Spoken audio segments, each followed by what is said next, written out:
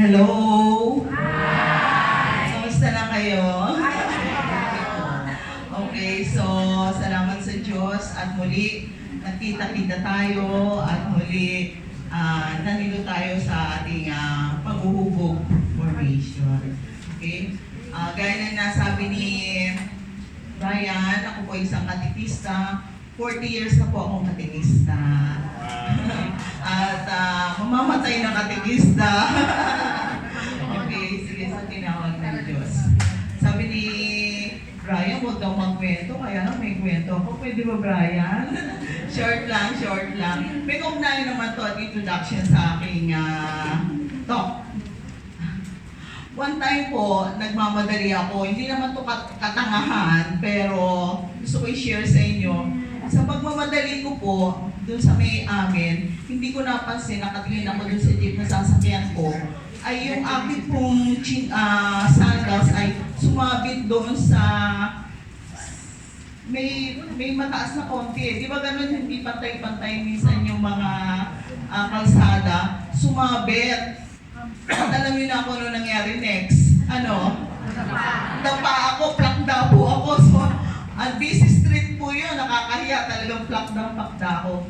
Pero nagpapasalamat po ako sa Diyos kasi sandali lang, mayroong pong kamay na humawak sa akin at tinayo ako.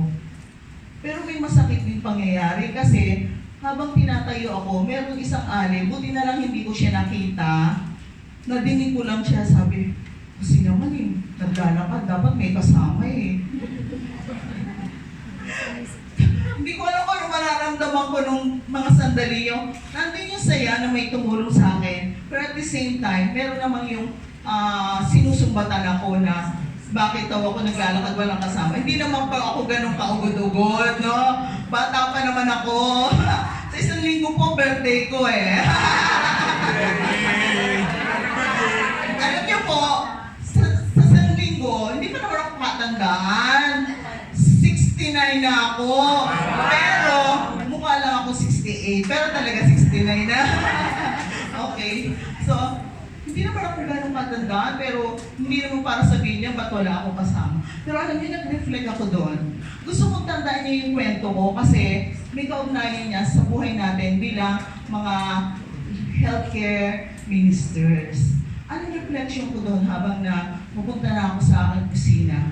Yung kamay na tumulong sa akin, yung akay sa aking patayo, ay tayong mga healthcare minister. Tama po ba? Yes. Ginagawain natin tulungan yung mga helpless, yung mga hopeless, yung dash, di ba? Itayo, gamit ang ating mga kamay. Huwag tayo tumulad sa iba na imbis na tumulong, kasi magano, no? Kapamilya, mismo sarili natin, sabi ni brother kanina, pwede yung sarili natin, sinisisi natin. So may mga taong imbis na hindi nakatulong, naninisi pa, di ba? So, importante yun. So, importante ating pagiging mga healthcare minister. Actually, dito po sa ID natin, kami, no? Pero later on, magkaka-ID kayo Nakalagay po dito, Forming Apostles of God's Healing Grace. Ulitin nga, Forming Apostles of God's Healing Grace. Itong ginagawa natin ay formation. Formation ng mga apostle. Alam niyo po bang ibig sabihin ng apostle? One who is being sent. Tayo po ay tinawag ng Diyos at sinusugo. Para ano? Ang ganda. Tayo ay apostles of God's healing grace. Ibig sabihin, yung biyaya ng Diyos, yung healing grace ng Diyos, ay dadali sa ating mga kamay. Sa atin, upang tayo ay maging, apostle o tagasunod at tagapagpagaling. Okay? So, gusto ko lang sabihin, bigyan din na, itong gawain na to, kasi may tendency maging mayabang tayo. Tama po ba? Kapag meron na tayong natutulungan, nagiging mayabang na tayo, pero huwag tayong maging mayabang sapagkat gusto ko ipaalala sa lahat na ito ay hindi natin gawain. Ito ay gawain ng Diyos. Tayo ay instrumento lamang ng Diyos. Pwede niyang gawin to kahit wala tayo. Pero ginagamit niya tayong instrumento. Okay, so muli, Brian, ito po ang ating objective. To know the different kinds of healing, how to pray for each, and why people are not healed. Kanina si Kuya nagsasalita dito. Ang dami niya suggest. Sabihin ko sana, wait Kuya, yun yung toko Okay, sige. Tapos, to be like Jesus, to be an instrument for others' healing. Maging katulad ni Jesus. Okay. At worship, to appreciate more the sacrament of healing and to ask God for personal healing. Okay? So, last week, pinatugtog po itong awit na ito, pero gusto kong ulitin at inuulit-ulit namin kasi napakaganda at ito yung talaga yung kabuuan ng mensahe ng ating 3A formation. Pwede po ulitin natin as opening prayer. Napakaganda po.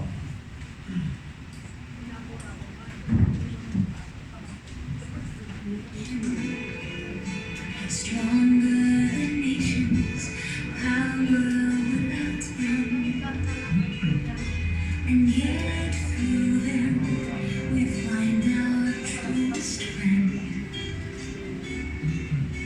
His hands, sermons of kindness, healing men's blindness, haunting years of pain. Children waiting to be held again. His hands would serve his whole life through, showing men what hands might do, giving, ever giving, endlessly.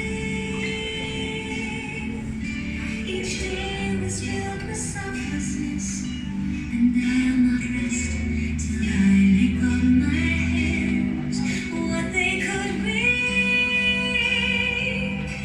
till these hands become like those from Galilee.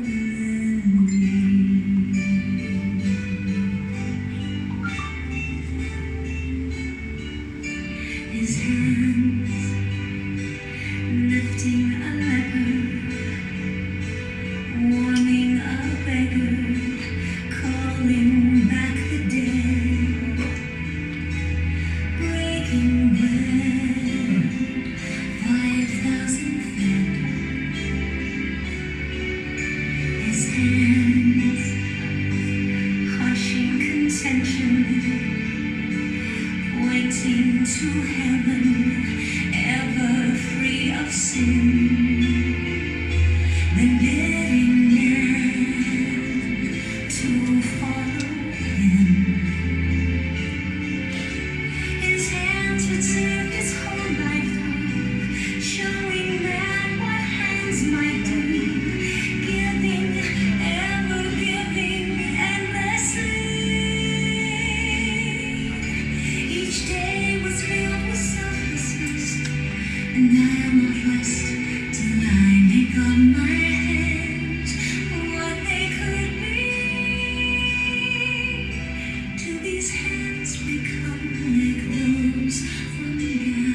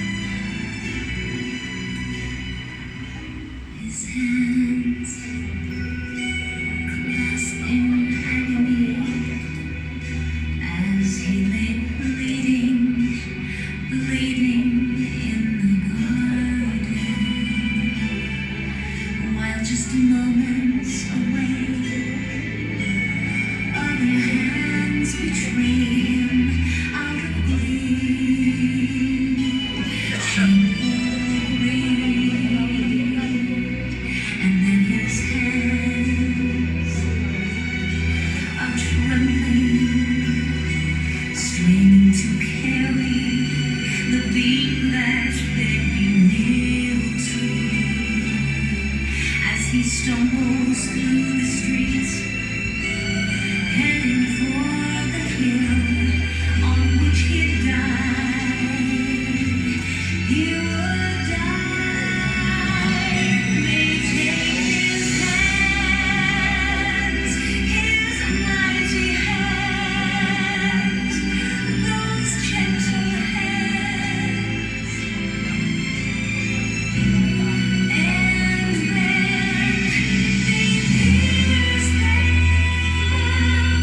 they pierce them, he lets them, because of love. From birth to death was selflessness, and clearly now I see him with his hands calling to me.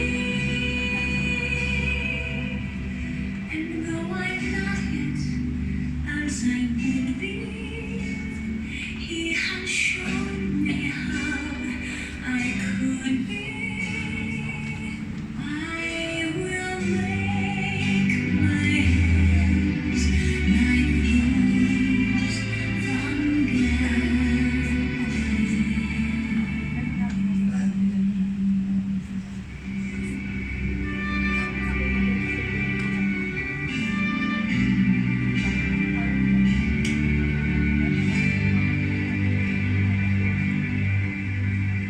In the name of the Father, and of the Son, and of the Holy Spirit. Amen.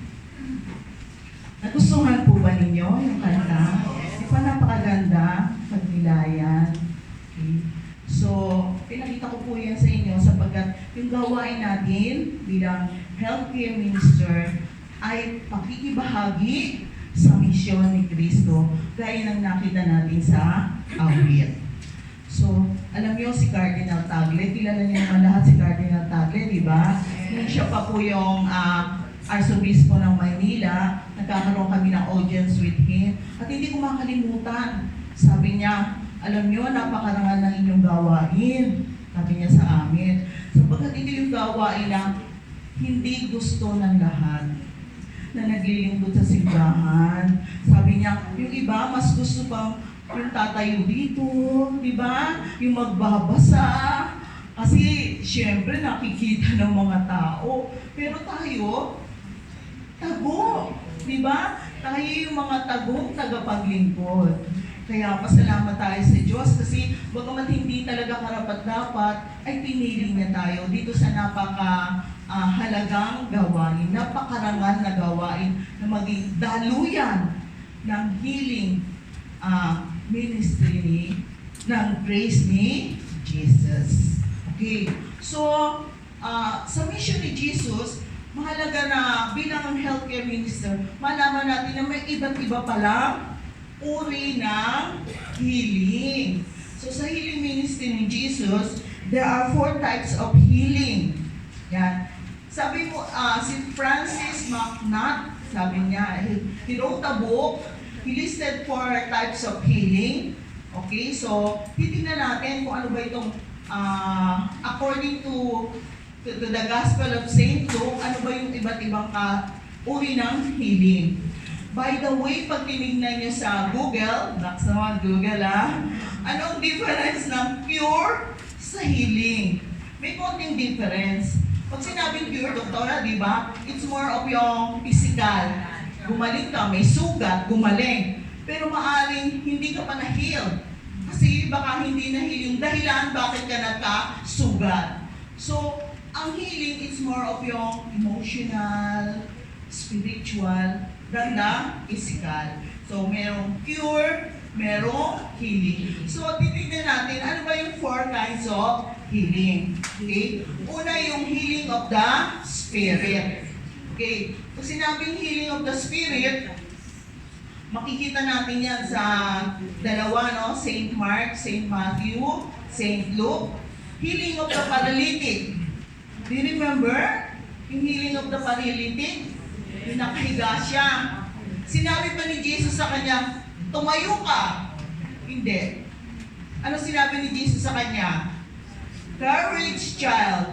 You are forgiven. Kaya ang dami nagalit sa kanya, ano ba to? Hindi na nagpapagaling, nagpapatawad ng kasalanan. Sino ba to? Pero nung sinabi ni Jesus yan, patawarin na yung kasalanan, tumayo siya. Bakit? Kasi nagkaroon ng healing. Saan yung healing? Healing of forgiveness. Alam niyo mga kapatid, may nabasa ko. Galing mismo ito sa isang doktor itong basahan ko nito. Karamihan daw ng sakit ngayon na physical ay galing sa unforgiveness. Mga anger. Sabi ko, may connection pala yun. So, diniscuss na, yung iba may sakit sa puso, yung iba may sakit sa, kahit sa liver, sa kidney, na kahit hindi naman yun na may kinain sila or what, pero yung palang stress, yung psychological aspect nun ay dumadali sa katawan, kaya marami ngayon ng mga sakit, may mga sakit dahil sa unforgiveness. Yung mga kasalanan, dahil may kasalanan, at anger. So, mamaya malalaman natin kung paano siya ma-heal. Okay? So, healing of the spirit. Next is the healing of the wounded spirit. Okay? So, sa Matthew, the body is the light of the body, the chosen servant. Sino yung chosen servant? Si Jesus Christ. Alam niyo mga kapatid, ewan ko kung mag-a-agree kayo sa akin, before pandemic, hindi naman natin masyadong nadidinig yung tinatawag na mental health problem. Nadidinig niyo ba yun? Ako hindi ko masyadong nadidinig yun eh. Pero after ng pandemic, parang dumadami, di ba? Ang dami. Kaya sabi ni Brother Karina, kailangan may follow-up tayo. Pag-aaral, o kami nag-aaral pa kami ng ganyan eh, mas deeper. Kasi ngayon na yung parang, hindi na mausok, hindi parang, talamak siya ngayon. To the point na nakakalungkot. Kasi pag hindi siya na-address, ano nangyayari? Suicide. Nakakalungkot, diba? Pag hindi na-address ito, ay magkakaroon ng suicidal tendency. Buti ko attempt lang, diba? Talagang, oo, talagang matuluyan. So, ingat, kailangan na aware tayo sa nangyayari sa ating paligid, sa mga pasyente natin. Okay? Next. Ayan, ako po. Cure of the demonia, okay? And other healings. Usually, itong nangangailangan ng healing dito, si Jesus ay nagpalayas ng demonyo. So, kailangan din ng healing yan. Anong klaseng healing? So, healing from the power of darkness. Okay? Mamaya, didiscuss ko pa yan. Next is, ito na yung pangkaraniwang healing of the body. Okay? So, sa Mark, ay makikita natin ang cure of Simon's mother-in-law. Okay? So, ano nga ulit yun? Healing of the spirit. Okay, ano pa? Power of darkness and the body. So, apat. Ngayon, ayan. Lalagyan natin siya ng mas malawak pang pangunawa. Alamin natin ano ba yung cause. Dapat alam natin yung cause. Tapos, ano pa? Prayer remedy. Appropriate sacrament or sacramental. Tapos, ordinary human remedy. Okay? Meron kayong kopya, di po ba? Yan. So, napakaganda. Isa-isayin natin. Yung of the spirit. Anong cause nun? Personal sin. So, sino dito walang kasalanan? Taas ang kamay. Lahat tayo merong kasalanan, di ba? Okay. Pero iba medyo mas matindi kaysa sa iba, okay? Anong remedy doon? Of course, repentance. Magsisi sa iyo, kasalanan. Appropriate sacrament, sacrament of penance, or sacrament of reconciliation. Okay? Next. Ayan. Healing of the emotion. Saan galing yan? It rooted from the original sin. The person has been hurt by the sin of others. Okay? Ano ang prayer remedy? Prayer of inner healing. So, hindi physical, kundi inner healing. So, yung kaloob-looban na ay i-heal. Anong sacrament? Penance, again, or reconciliation. Ordinary human remedy. Ito ngayon yung uso, no? Ito ngayon yung ginagawang remedy. Ayan, doon na kaagad sila tumatalon. Counseling, psychiatric, and spiritual. Okay, more than psychiatric, kailangan meron din spiritual. Okay, next. Of the body, pwedeng diseases, accident, or psychological stress. Okay? Yun yung common. Marami, no? Okay? Ano ang sacrament? Anointing of the sick. Tapos ito yung sagot, medical. Huwag yung, sabi ni Doktora kanina kung ano-ano yung re-reseta natin, di ba? Kailangan talaga yung tamang medical care para dito sa mga may sakit. Baka lalong lumala, imbis na gumaling. Okay? Tapos, any or all of the above, okay, upon occasion, demonic in cause, prayer of deliverance, exorcism, and the sacrament, exorcism. Okay, walang human. Tungkol dun sa tungkol dun sa demonic, bibigyan ko kayo ng caution. Huwag basta-basta kayo mag-exercise. Ha? Kasi dati may seminar kami, may nagtaas ng kamay. Alam niyo, ang dami ko na napalayas na demonyo, ganyan-ganyan. Tapos sabi ni Father, sandali. Huwag kayong basta-basta magpapalayas ng demonyo kasi kayo ba ay sent by the church? Authorized by the church? Kasi kahit sa mga pare, hindi lahat ng pare nag-exercise, di ba? Merong mga exorcist na sinasabi, uy, baka ba may papalis at papalis ka? Yung pinalis mo, lumipat sa'yo. O kaya lumipat sa kasama nyo. Mag-iingat tayo. Clear ba yun? Diba? Kasi ako charismatic din ako eh. Uso yun sa mga charismatic, di ba? After ng life in the spirit, filled with the Holy Spirit sila. Akala nila lahat pwede na nilang gawin. Including magpalayas na demonyo. So, ingat tayo dyan. Okay, ingat tayo dyan. Okay? Ngayon, healing through the sacraments. Meron kayong binigay sa inyo dyan. Yan.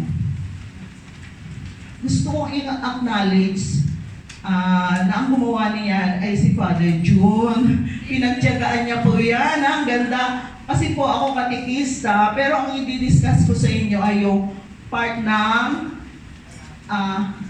healing through the sacraments. Hindi ko po i-discuss sa inyo yung buong sacraments kasi ang haba po nun. Pero ang ganda po ng sacrament at yun na i-discuss ko sa inyo. Ang ganda ng ginawa ni Father Jung, very clear, ano? Nandiyan po yung sino yung ordained, sino yung minister. Lahat ng sacraments. Catechesis na yung para sa inyo, pakibasa na lang sa bahay nyo. Ang ganda, ha? Tapos, sino yung recipient? Ano yung mother? Ano yung form? Ano yung effect? Ano yung healing? At ano yung right? At dyan, kumpleto na po. Diba? Okay. Ngayon, ano ibig sabihin ng sacrament? Si Jesus ang primordial sacrament. Ano sabihin ng primordial? Siya ang pinaka-sacrament. Sacraments means yung tanda ng pagmamahal ng Diyos. Okay? Hindi nakikitang tanda ng pagmamahal ng Diyos. Si Jesus, siya yung tanda ng pagmamahal ng Diyos sa atin, sa kanyang salita at gawa. Pero bago siya umalis, umakyat sa langit, nag-iwan siya ng mga sakramento. Tanda ng pagmamahal ng Diyos sa bawat isa sa atin. Nuulit ko, tanda ng pagmamahal ng Diyos sa atin. Sad to say kasi po ako katekista. Nakakalungkot po kasi maraming mga hindi nakakaunawa sa sacraments. Amen? Okay. Doon sa banda doon, meron tayong pinipindot ganyan. Pag pinindot mo, lalabas yung kape, di po ba? Ngayon, nauuso na naman yun. Pero sa labas, may bayad. Dito, libre, di ba? Yung pag naghulog ka ng pera, tama ba? Pag naghulog ka ng pera, hindi lang kape. Wow! Pwedeng Coke, pwedeng Sprite, at pwede rin chichirya. Anong point ko doon? Pag naghulog ka ng pera, may lalabas. Tama po ba? Alam nyo, nakakalungkot sa aming mga katekista, ang tingin ng mga Kristiyano sa sakramento ay parang vending machine. 100 pesos, baptism. Tama? 100 pesos, confirmation. Diba? Buti na lang walang bayad akong bisal eh. Pero kasal, mahal. Diba? Napakamahal na magpakasal. Kaya yung iba, pag tinatanong mo, ba't hindi pa kayo nagpapakasal? Simple na lang. Ano sagot? Mahal po kasi. Di po ba? Sayang. Kung naiintindihan lang ng bawat tao ang kagandahan ng sakramento, i-appreciate nila yun. So for today, hindi ko i-discuss yan lengthily, kundi yung healing aspect nito mga sacrament. Ang ganda. Lahat pala ng sacrament ay may healing aspect. Nakakagaling, di po ba? So, simulan natin sa baptism. Okay. Baptism. Heal us from sins and all its consequences. Restore us to our original dignity and work as children of God. Ilang binyag na ang naatenan nyo? Dami. Pero tatanungin ko kayo, nakita nyo ba yan? Hindi kasi nakikita yan. Karamihan sa mga binyag na nangyayari sa atin, busy tayo sa kung ano-ano, di po ba? Sa mga picture, iniisip natin yung pag-uwi, yung hahanda. Pero nakakalimutan natin yung hindi nakikitang biyaya sa binyag. Kung maipapaliwanag lang yun ng katekista, no, sa mga magulang na mayroong biyaya na hindi nakikita. Yung sanctifying grace.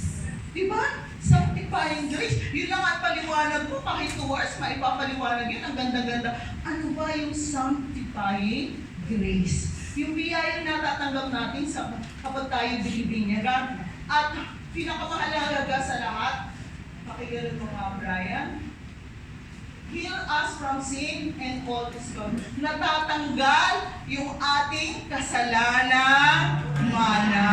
Di po ba? May nagtanong, kapag ang isang tao ba ay bibinyagan na matanda na, magkukumpisal pa? Hindi.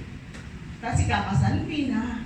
Kasi pag bininyagan ka, nawawala ang kasalanan mana at yung personal sin. Tinatanggal yun. Pag binuhusan, Josephina, binibinyagan kita sa ngalan ng Ama, kaya na ako Espiritu Santo, natatanggal yung ating kasalanan, nahuhugasan tayo. Nahihil? Yes. Ano yung nahihil? Yung ating original and personal sin. Okay?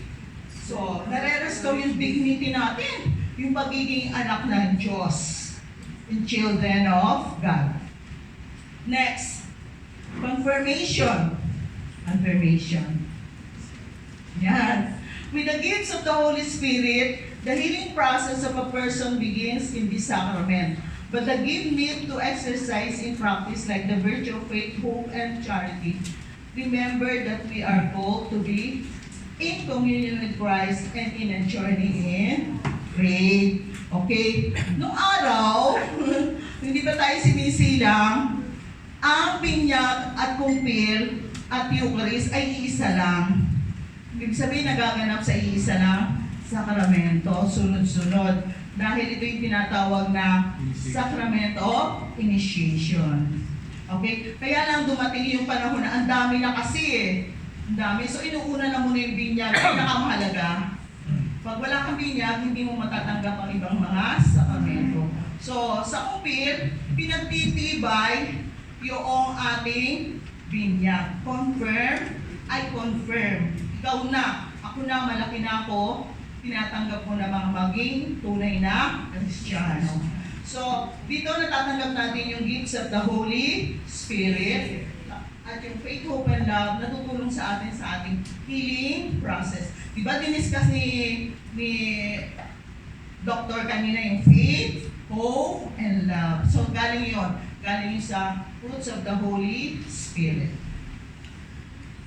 Next.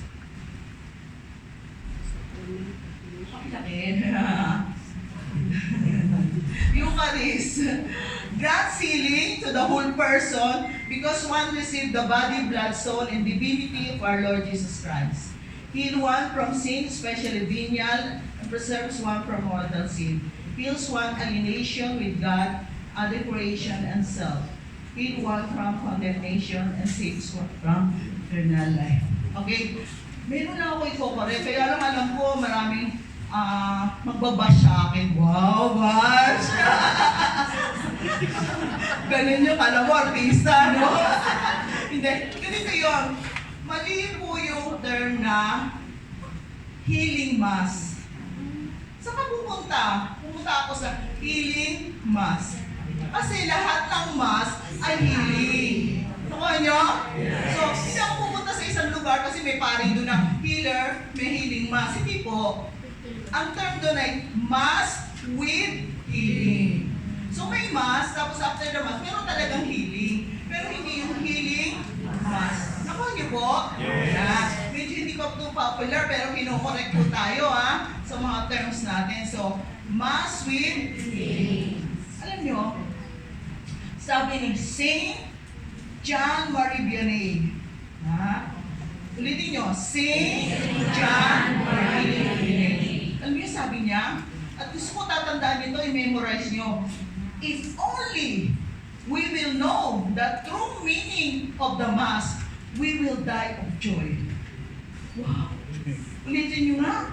If only we will know the true meaning of the Mass, we will die of joy. Grabe naman yung sinabi niya. Kung maunawaan lang daw natin yung kahalaga ng misa, mamamatay tayo. Ay, wag na lang. Ay, hindi. Ano ibig sabihin? Napakayaman, hindi lang natin natatanto ang kahulugan, kagandahan ng misa. Diba? Napakaganda ng misa. Anong healing sa misa, sister? Saan ang healing sa misa? Within the Mass. Saan ang gagaling? Sige po. Sa liturgy of the Eucharist. Bakit?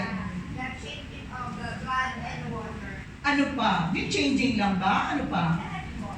Lahat pa. Yung pagtanggap.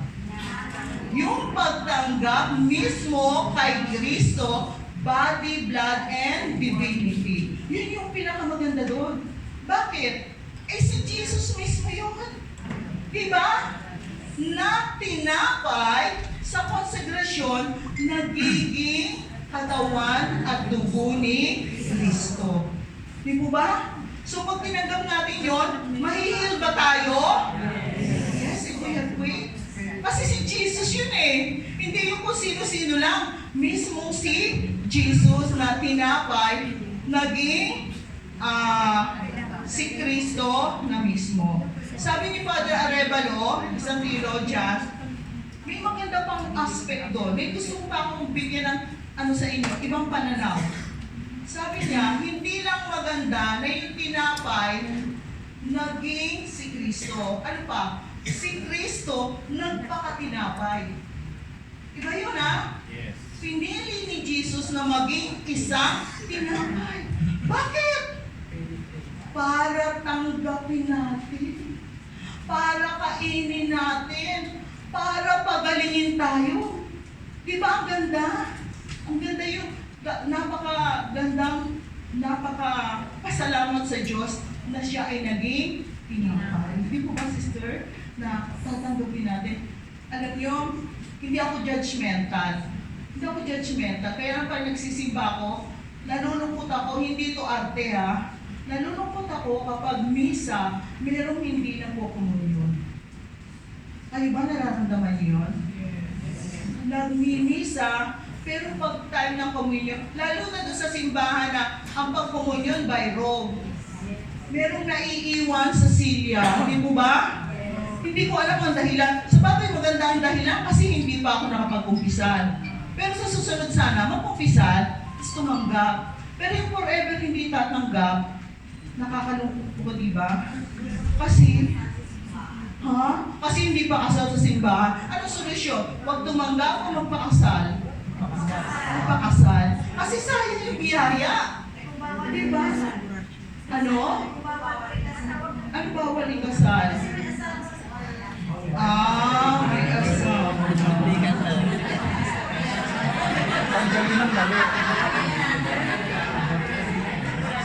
Kaya sister, ako hindi ako nag-asawa eh.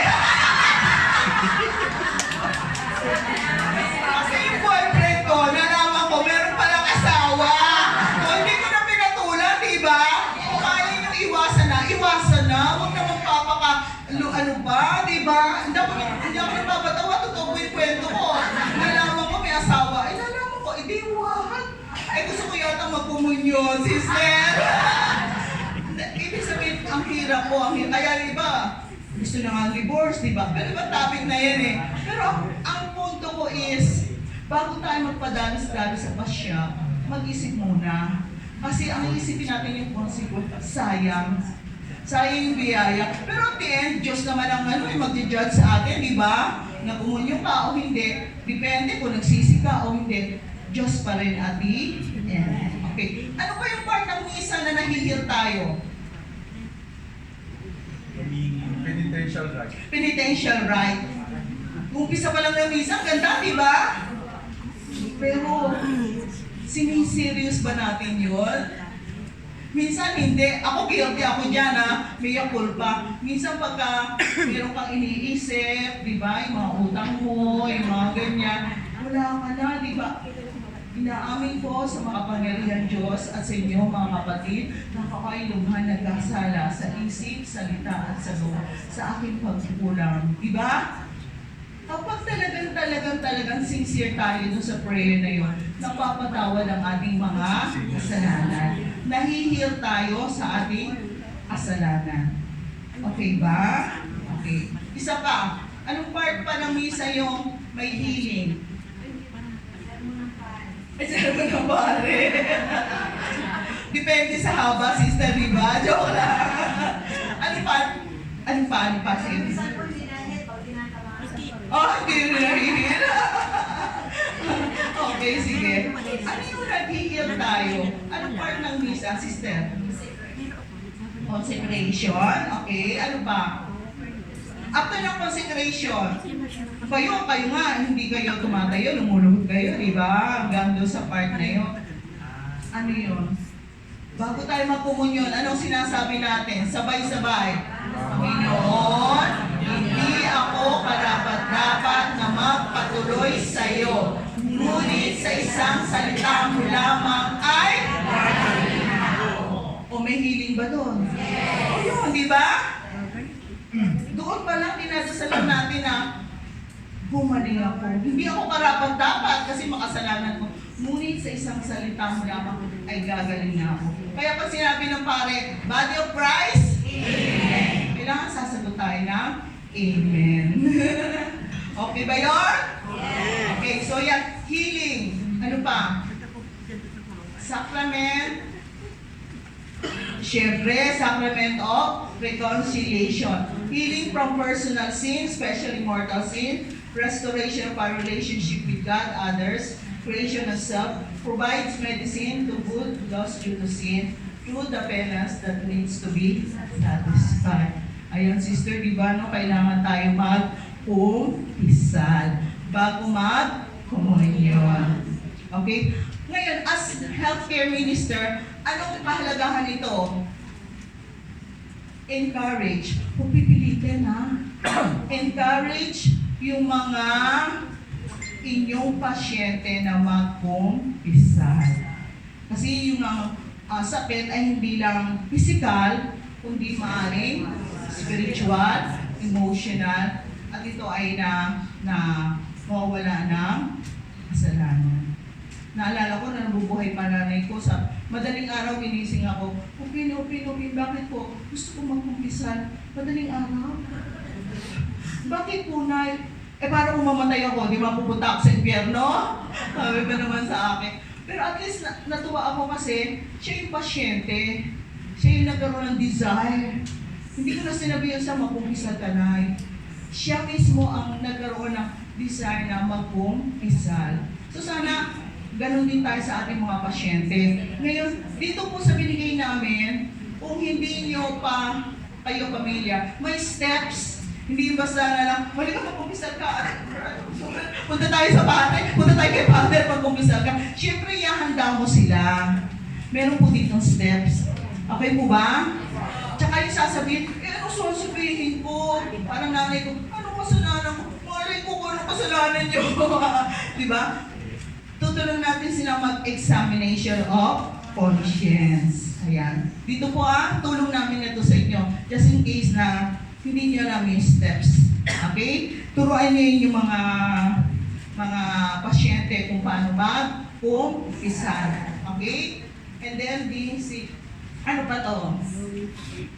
Anointing of the sick brings relief and strength to the soul of the sick person, making the sick greatly confident in the divine mercy that sustain. They can more easily bear their illness in ambush, removes any remaining sin and peace. No isang linggo, ang daming sharing tungkol sa anointing. Tama po ba? Kaya lang yung mga na-anoint namatay. Okay? Malungkot ba tayo? Hindi. Kasi na-anoint na hugasan sa kanilang mga kasalanan. Okay? Iba pala yung anointing sa viaticum. Ano yung viaticum? Yung viaticum, yung talagang mamamatay na. Yung talagang halos hindi na siya makakomunyon. Ang ibig sabihin po ng salitang viaticum ay pabaon. Literally, pabaon, kumano may pupunta sa ibang bansa. Di ba? Usually pag may Pilipino, ito yung pabaon, padala sa ibang bansa. Pabaon. So, ang viaticum po ay meron tayong pabaon sa mamamatay. Ano yung pabaon natin? Anong the best na pabaon na pwede natin ibigay? Jesus Christ. Jesus Christ. Aside from prayer, anointed, mismo si Jesus. Kung hindi naman mayroong pamamaraan. Lalagay sa tubig. Yun ang pinaka-the best na pabaon natin sa maglalakbay. Kasama niya si Jesus. Swerte, di ba? Hindi lahat ng tao maswerte gano'n. Di ba? Sana tayo mag-gano'n, di ba? Swerte tayo na makakomunyon tayo bago tayo mamatay. Kasi kasama natin si Jesus maglalakbay. Okay po ba? Yan. Okay. Next. Holy orders. Ayan. Para sa mga pare.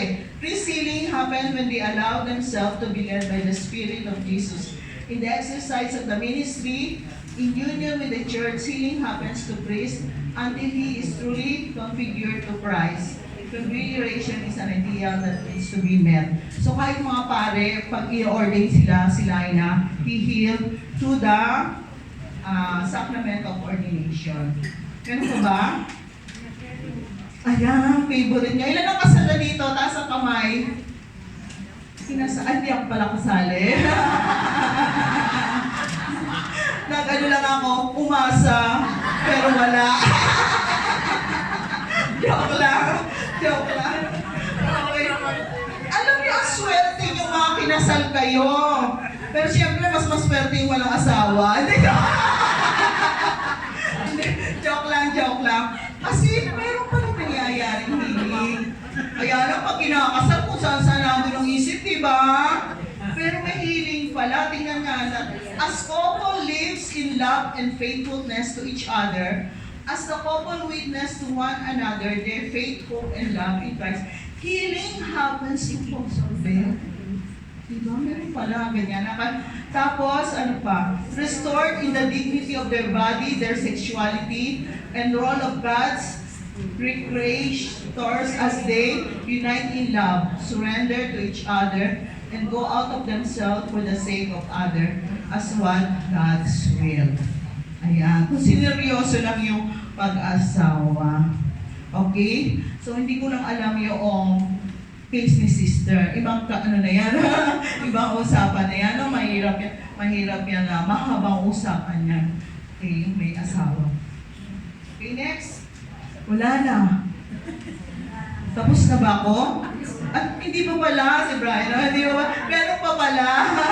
Ito mahirap ito pero hindi naman ito sa akin. May libro si Father, ganyan. Ganyan lang naman kakapal na libro na pinapaliwanag to isa-isa't isa. Okay? 12 reasons why people are not healed. Pero palang ganon, di ba? Hindi nahihil. May dahilan. Tingnan natin, bahala na kayo kung mag-a-agree kayo o hindi dito Hindi ko na yung problema. Joke lang. Papaliwanag ko na lang. Number 1, tingnan natin, agree ba tayo? Lack of faith. Tama o hindi? Yes. Hindi ka mahihil kung hindi ka naniniwala kay Jesus na nagpapagaling. Siyempre, kailangan naniniwala tayo na si Jesus ay makapangyarihan sa lahat. Si Jesus ay makapangyarihan sa lahat at kaya niyang magpagaling ng mga may sakit. Diba? Alam niyo, ang isang tao, pwede siyang maging saint, canonized saint, kapag merong miracle na nangyari. Yun yung isa sa mga, di ba? Parang qualification. Dapat na merong healing na mangyari. Ibig sabihin, pinagaling siya ni Jesus, hindi nung tao na yon, kundi through the intercession of the person. Diba? Sila Mother Teresa, alam niyo si Pope John Paul II, buhay pa. Marami na nagdadasal sa kanya, gumaling. Kaya ang bilis nila may mga bilis silang maging mga saint. Kasi gumaling. Kasi merong tiwala, sumampalataya sa Diyos through them. Okay. Next. Redemptive suffering. Ito yung sabi ni Doc kanina. Mahirap po ito Hindi ganyan kadali. Hindi yung pwede sasabihin sa pasyente. Alam mo, ialay mo na lang yung kay Lord. Sa mga makasalanan, di ba? Hindi ganun kadali yan. Bakit sumasakit ang tiyan mo? Ang sakit-sakit. Tapos sabi, ialay mo yan para sa mga makasalanan ng kapitbahay mo. Di ba? Hindi ganun kadali yun. Pero, totoo yan. Totoo yan. Kapag mataas na yung spirituality mo, kaya mong gawin yan. Lord, inaalay ko po ito para sa ganito, ganyan, masakit. Mga masasakit sa ating katawan. Okay? Totoo ba yun? Yes, totoo yan. Naniniwala tayo na for the conversion of sinners, di po ba? For the poor souls in purgatory, yung sufferings natin.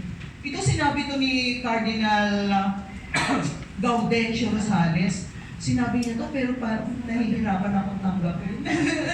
Pero sabi nito kanina, mapalad daw tayo talaga kapag meron tayong mga suffering.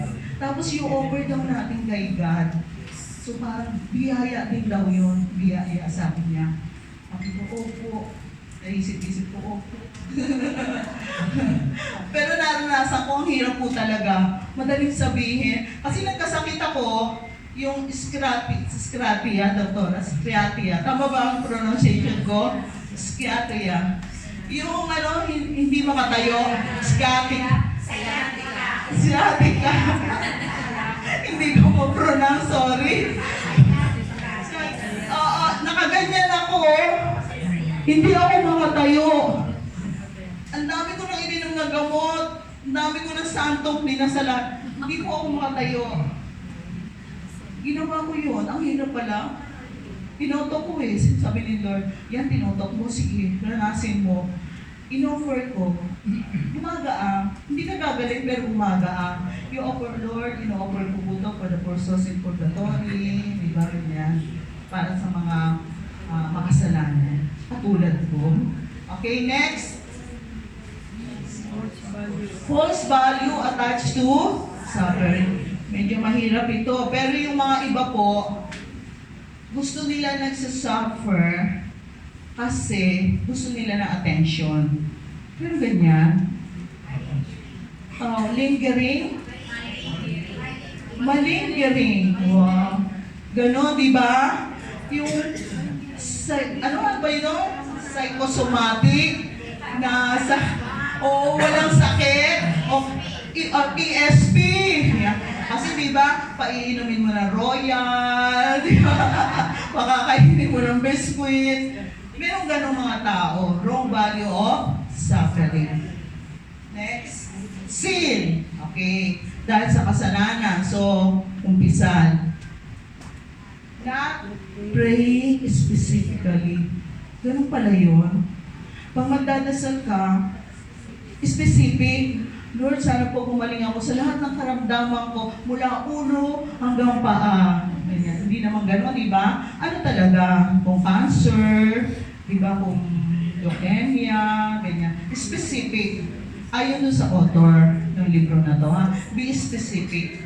Alam niyo, lahat ng dinadasal natin, alam naman ng Diyos eh. Tama ba? Bakit sinasabi pa natin? Sabi niya ba, ewan ko.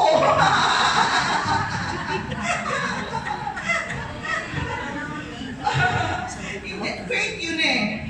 Pag in-express mo, yung prayer mo, sinasabi mo sa Diyos, Lord, bahala ka po dito. Diba? Kahit alamin ng Diyos, sinasabi mo pa kasi ikaw hindi mo alam sa sarili mo, yung faith mo. Lord, increase my faith. Ito po ang sakit ko, specific. So, sasabihin mo pa, kahit alam na ng Diyos ang lahat ng ating hinihiling. Okay? Diba? Pero hindi daw, kapag gumaling tayo, hindi tayo gumaling, hindi yung minamanipulate natin ng Diyos. Hindi yung, ay gumaling ako kasi napauo ko ang Diyos. Hindi naman ganun yun, di ba? Alam ng Diyos kung anong makabubuti at makakasama sa atin. May iwasan natin, okay? Ano? Ay, totoo ba to, doktora?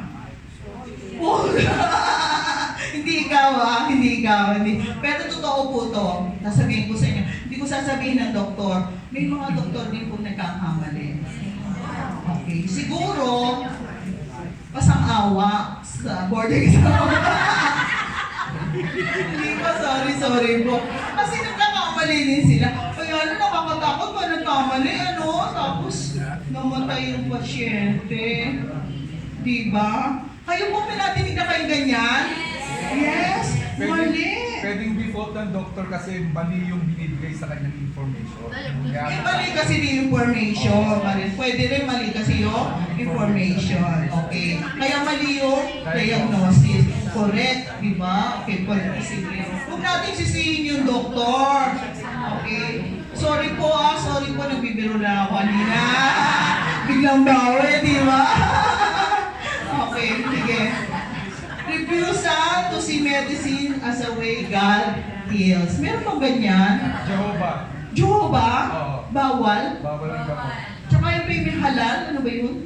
Mas may yung gamot daw, merong halal. Tama ba yun? O, sa Muslim, di ba? Ayan. So, hindi ka nga gagaling, di ba? Ay, medicine. Okay.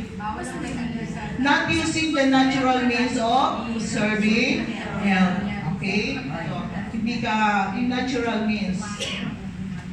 Ano to? Now is not the time. Siguro yan ang pinakamahirap tanggapin.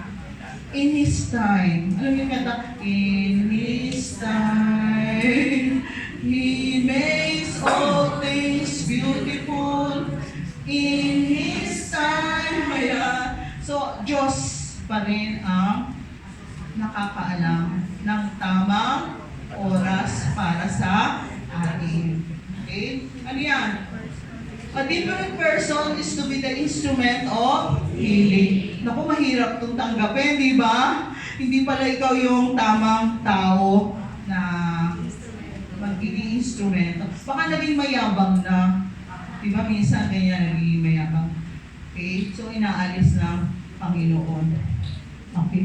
Merong hindi ko sasabihin sa inyo healing priest naging mayabang na. Hindi po nabalitaan niyo yun? Hindi ko sasabihin sa inyo kung sino. Kasi ang ginagawa niya, yung panyuna, nandun yung picture niya. Tapos yun na yung pinagbebenta sa mga tao. Diba? Okay. Demonic interference. Ayan, alam niyo na lahat dyan, ha, di ba? Alam niyo, dati, hindi ako nagsisinungaling, ha. Dati, ini-elaborate ko yan, eh.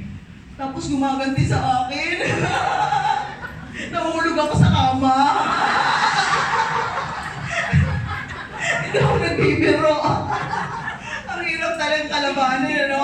Pag hindi ka malakas, kaya-kaya ka, okay? So, mag-iingat. The social environment preserve healing from taking place. Ano ibig sabihin yan? Kahit ano ang gawin natin, kung yung environment naman ay hindi nakakatulong, hindi rin gagaling. Tama po ba? Yes.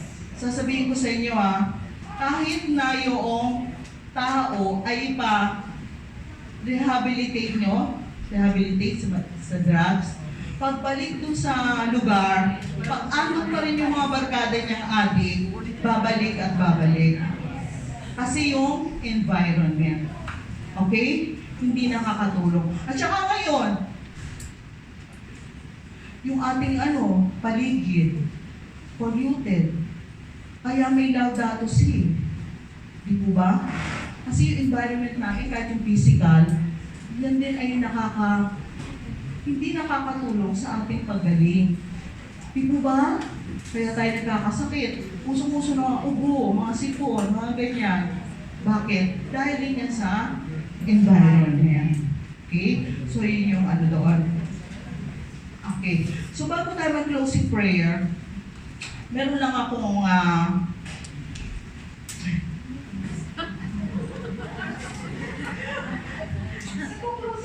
remark ako dyan. Kasi nabanggit ni Father last time, gusto kong bigyan din yun mga kapatid sa pananampalataya. Diba pag namatay ang isang tao, dun sa lapida, merong birthday. Teka, birthday muna, dash, death. Yun ang gusto kong bigyan din Hindi death nilalagay Kasi sa nanay ko, sa tatay ko, birthday, kumari, ako. Sabihin ko na sa inyo, July 30, 1955. Tapos may dash. Dash, kailan ako mamamatay? Di ba nandoon? Ngayon, ano ang gusto kong sabihin sa inyo? Yung dash na yon maliit lang. Napakaliit noon. At yung dash na yon iba-iba. Iba sa iyo, iba sa akin. Hindi ko alam. Sabi nga sa Bible, ang lifespan ng tao, 70. Isang taon na lang ako. 60 na. Diba? Pero sa mga may lusog, pwede pang 80. Baka hindi ako doon. Pero ang point ko is, pag hinahin natin ito sa mga prayer natin, yung maliit na yun, importante. Kasi yung maliit na yun, will determine kung sa ating pupuntahan.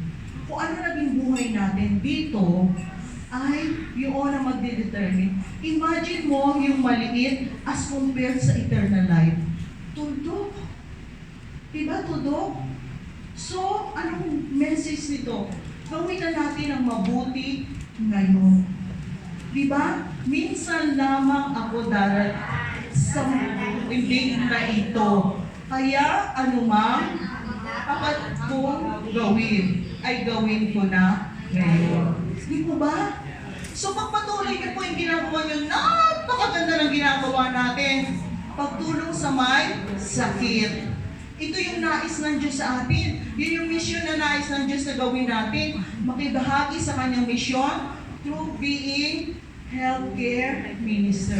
Hindi lang natin natutulungan natin sarili, natutulungan din natin ang ating ibang tao, at ito rin ang magdadala sa atin sa buhay na walang hanggan. It's either eternal damnation or eternity with God. At ano gusto ng Diyos?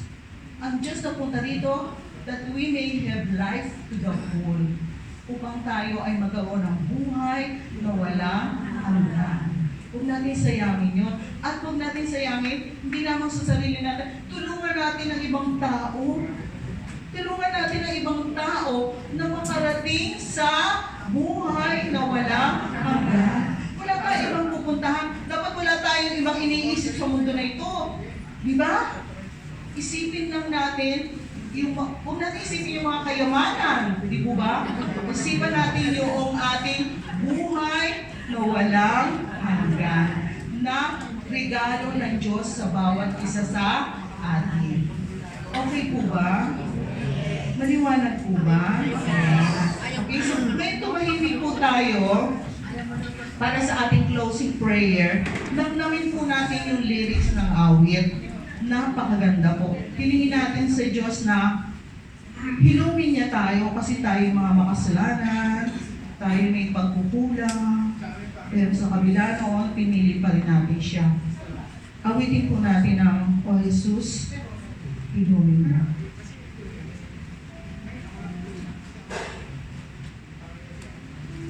Sabayan po natin ha, kung alam.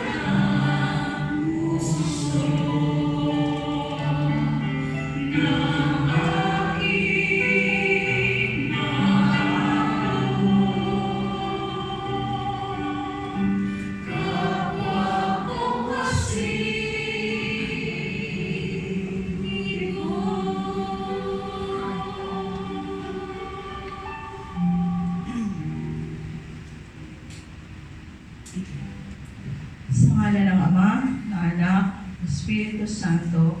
Amen. Brothers and sisters, saludo po ako sa inyo. Pagpatuloy niyo po ang ginagawa niyo, huwag po kayong susuko kahit nahihirapan. Go, fight, fight, fight. Sumayo tayong lahat para sa Angelus. In the name of the Father, Son, and Holy Spirit. Amen. The angel of the Lord declared unto Mary, Hail Mary, full of grace, the Lord is with you. Blessed are you among women, and blessed is the fruit of your womb, Jesus. Holy Mary, Mother of God, pray for us sinners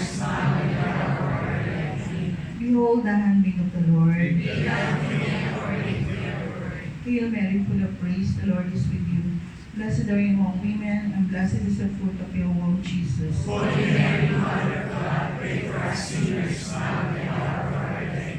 And the Word was made flesh. Hail Mary, full of grace, the Lord is with you. Blessed are you among women, and blessed is the fruit of your womb, Jesus.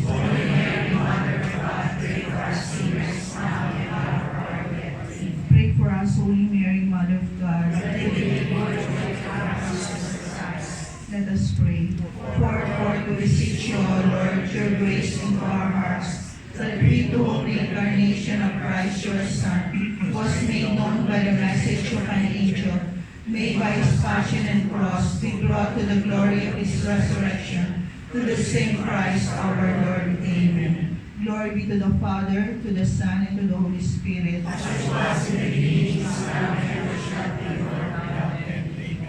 Bless us, O Lord, and these thy gifts, which we are about to receive from thy bounty, to Christ our Lord. Amen. Sa ngalan ng Ama, Anak, at Espiritu Santo. Amen. Salamat po, Miss Opin. Opo, pagkain po natin, unahin po natin yung ating mga speakers po from Archdiocese of Manila. Ano po? Maraming salamat po.